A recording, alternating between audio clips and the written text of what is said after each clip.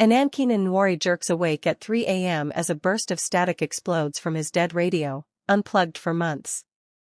Then a voice slips through, his brother, Malachi, who vanished a year ago. "Keenan, they're lying to you, don't trust," the voice breaks off with a scream. Keenan's heart shatters. Malachi had been blamed for a crime he didn't commit. Their family turned on him. Authorities called him dangerous. Hearing that familiar voice again cuts through Keenan like a knife. He trembles, crying, fighting the fear and guilt. This is the injustice playing out in real time. His brother is alive, or trapped. Keenan reaches trembling fingers toward the radio, but it switches itself off. Then a soft knock hits his window. He freezes. Someone, or something, is standing outside. To all viewers, if you want to know what happens to Keenan next, hit subscribe so you never miss the next chapter. Keenan gathers the courage to pull the curtain.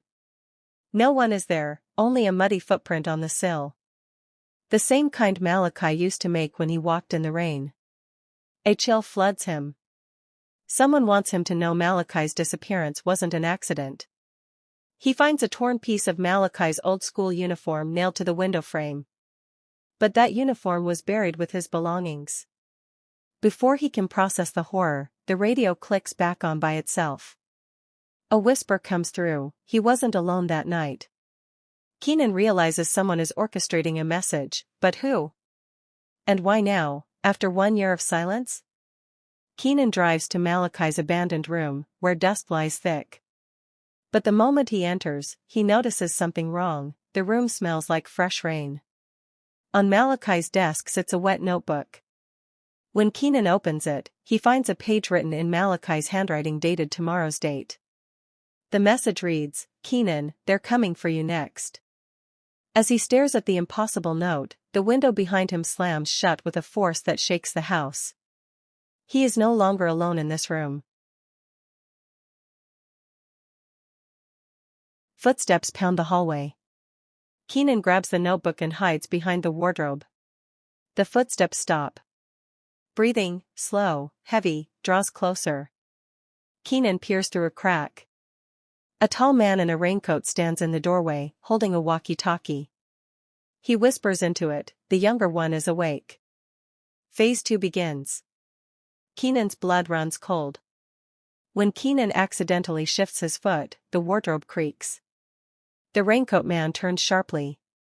Their eyes lock. Keenan bolts through the window, hitting the ground hard but running non-stop.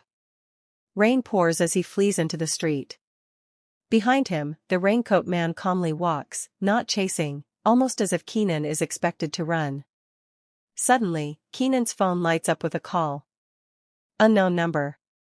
He answers. Malachi's trembling voice whispers, "Don't go home. They're waiting inside." Keenan stumbles to a stop, staring at his house. There is a light flickering inside, someone is in the kitchen. Someone who shouldn't be. Keenan hides behind a tree and watches two silhouettes move inside his house. One of them places a device on his living room table, something metallic, blinking with a faint red light. The second silhouette speaks, "When the signal triggers, we take him." Keenan silently backs away, but steps on a dried leaf. The sound echoes like a gunshot. The silhouettes stop moving. The red light on the device pulses faster. Keenan escapes into an alley, shaking. He decides to visit the only person who ever believed Malachi was innocent, Aunt Ramilican. But when he reaches her apartment, the door is wide open, swaying. Inside, the lights are off. He calls her name. A radio on the table turns on by itself. Malachi's voice, "Auntie tried to protect me. Now protect yourself." Keenan finds a photograph on the floor, Aunt Ramilican smiling with a young Malachi. Behind the photo is a handwritten note, "The truth is buried at Umali River." When Keenan looks up, the silhouette of a woman stands behind the curtains. Keenan steps back as the curtain slowly lifts, revealing Aunt Ramilican, pale, shaking, whispering, "They made me speak. They made me tell them everything."